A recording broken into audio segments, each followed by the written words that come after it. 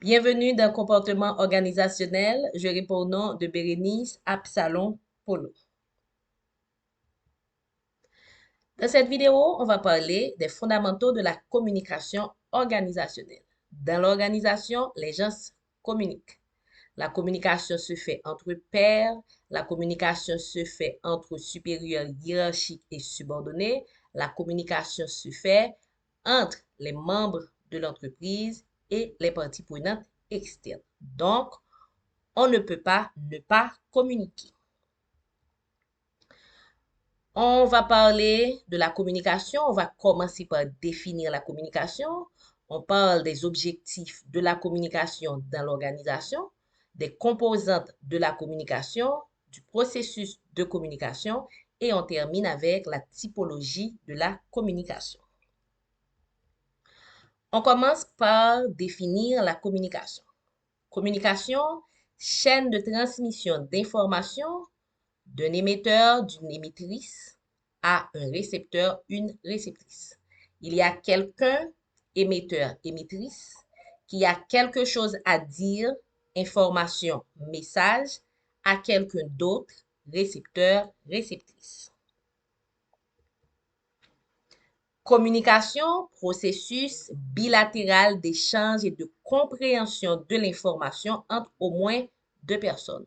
Dans la communication, il y a quelqu'un qui a quelque chose à dire et qui va le dire à quelqu'un d'autre. Évidemment, ce n'est pas juste parler, c'est aussi s'assurer de la compréhension de l'information. Donc, il y a échange. Communication, transfert et compréhension d'une unité de sens dans le cadre d'une interaction entre deux personnes. Dans la communication, il y a interaction. La personne qui parle donne l'information. La personne qui écoute montre qu'elle a compris, qu'elle a entendu. Donc, il y a interaction entre ces personnes en situation de communication. Quels sont les objectifs poursuivis par la communication dans une organisation? Plusieurs. On peut citer entre autres. On communique pour satisfaire un besoin. On demande par exemple du matériel pour travailler. On communique pour informer. On fait passer une information concernant une réunion qui se tiendra la semaine prochaine. On communique pour faire comprendre.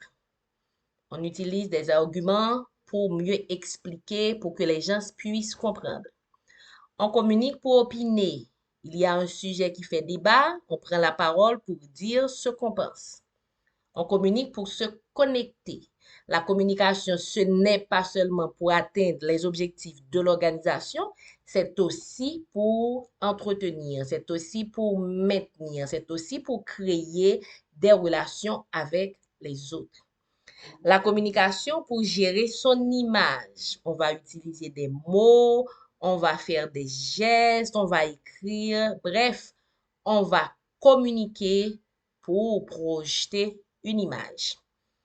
On communique pour influencer. On va influencer les gens pour l'atteinte d'un objectif, par exemple. On communique pour motiver. On va motiver pour faire le travail. Si on est manager, on va motiver les collaborateurs pour atteindre les objectifs. Donc, la communication peut être un outil pour motiver. On communique pour valoriser ou décourager. Quelqu'un fait quelque chose, c'est une bonne action, on félicite.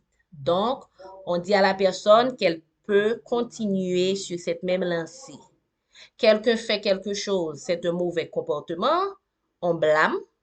On dit à la personne, ce n'est pas une bonne action, ce n'est plus la peine de continuer sur cette voie. Donc, la communication peut être utilisée pour valoriser ou décourager certains comportements dans l'organisation. La communication, vraiment, peut être utilisée pour atteindre plusieurs objectifs.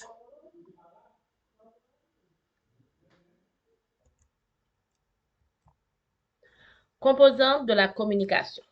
Dans une situation de communication, on va trouver quelqu'un qui a quelque chose à dire, émetteur, émettrice.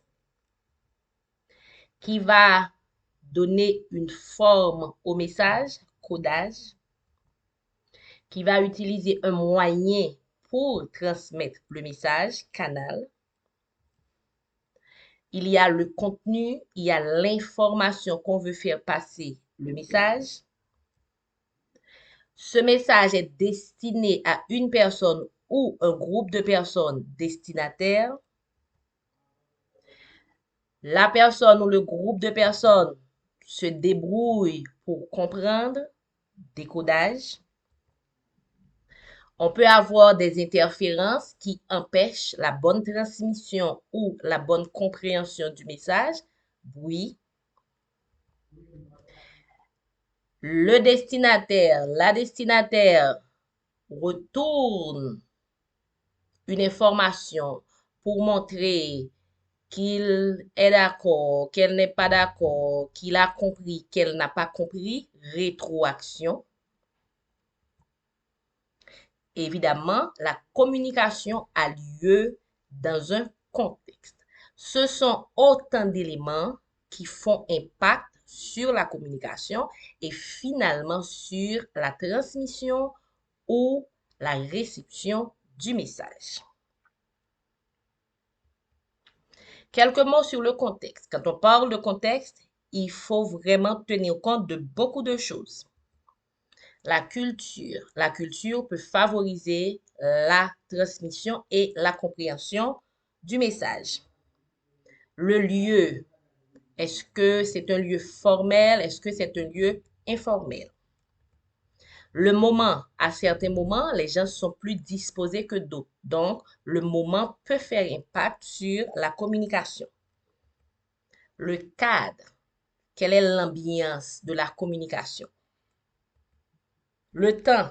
Est-ce qu'on dispose suffisamment de temps pour faire passer le message, pour s'assurer de la compréhension de tous les interlocuteurs? La place des acteurs. Est-ce qu'il s'agit de messages entre pairs, d'une communication entre pairs, d'une communication qui tient compte de certains niveaux hiérarchiques? Oui, ces éléments font impact sur la communication.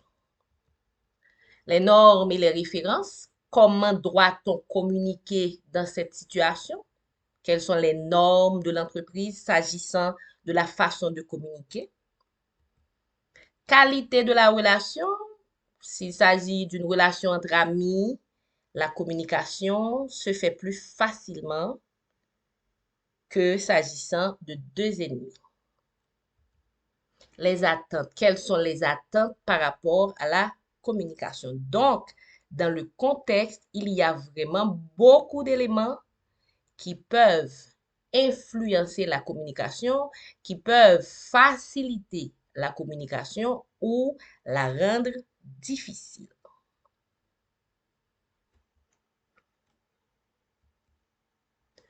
Processus de communication.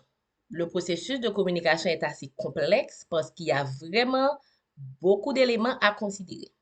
Les caractéristiques individuelles, donc les caractéristiques des personnes en situation de communication, émetteurs, émettrices, récepteurs, réceptrices, les objectifs et les enjeux politiques de l'organisation, les moyens utilisés pour communiquer, est-ce qu'on parle, est-ce qu'on écrit, est-ce qu'on fait des gestes, est-ce que la communication est formelle ou informelle. On va avoir la situation de l'émetteur qui va parler, qui va comprendre, qui va réagir. Il en est de même pour le récepteur. Et on doit tenir compte de l'organisation avec sa hiérarchie, ses réseaux, les rôles des personnes, les statuts, le climat de travail, la culture et les valeurs organisationnelles, les modèles d'affaires de l'organisation. Ces éléments vont impacter la communication et on doit aussi considérer la communication, comment elle se fait dans l'organisation, direction, temps, interférence, nature de l'information communiquée, etc. Donc, on comprend que quand on parle de processus de communication, il y a vraiment beaucoup d'éléments à considérer s'agissant d'une organisation. Typologie de la communication. La communication peut être établie selon la forme. Dans ce cas, on va distinguer la communication verbale, donc on utilise des mots. On parle, c'est la communication verbale. On écrit, c'est la communication verbale. On aura aussi la communication non verbale. On envoie des messages sans parler, sans écrire, sans utiliser de mots. Selon la forme, communication verbale, mots, communication non verbale, sans mots.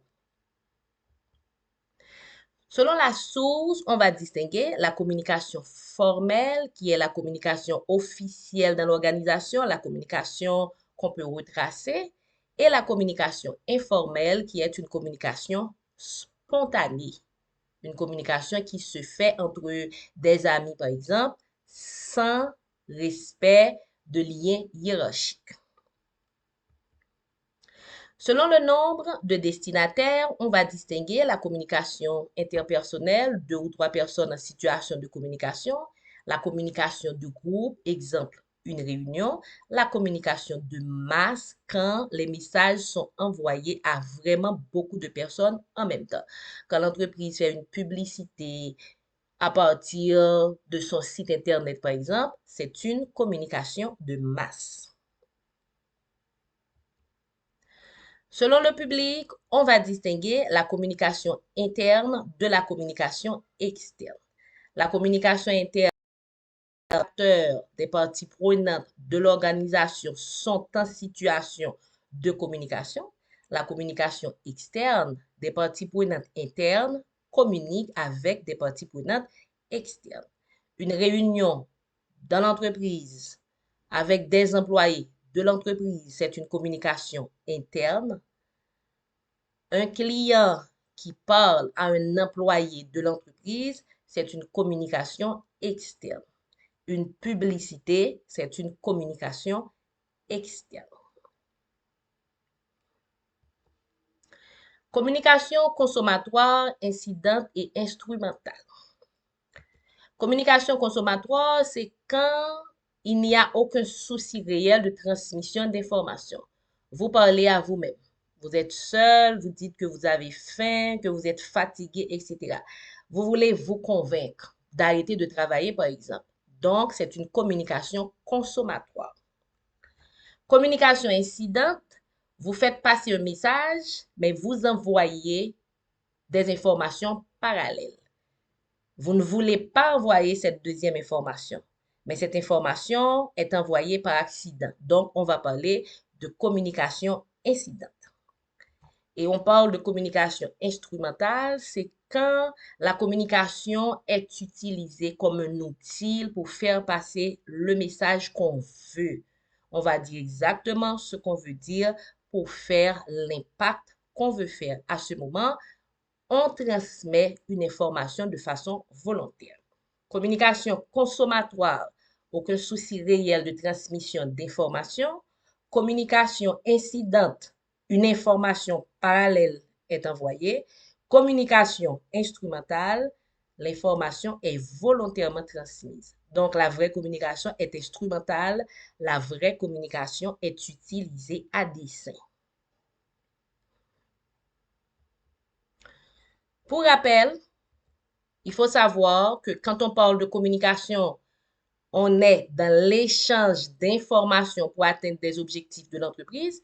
Communiquer implique échanger des informations pour l'atteinte des objectifs. C'est pas juste communiquer pour communiquer, mais on a des objectifs à atteindre et on va utiliser la communication. Le ou la manager passe une bonne partie de son temps à communiquer. Le manager, la manager fait son travail en faisant travailler les autres. Donc, il faut communiquer. Et il faut aussi se rappeler qu'on ne peut pas ne pas communiquer parce qu'on n'a pas besoin de parler pour communiquer. On n'a pas besoin d'écrire pour communiquer. On peut aussi communiquer par le non verbal.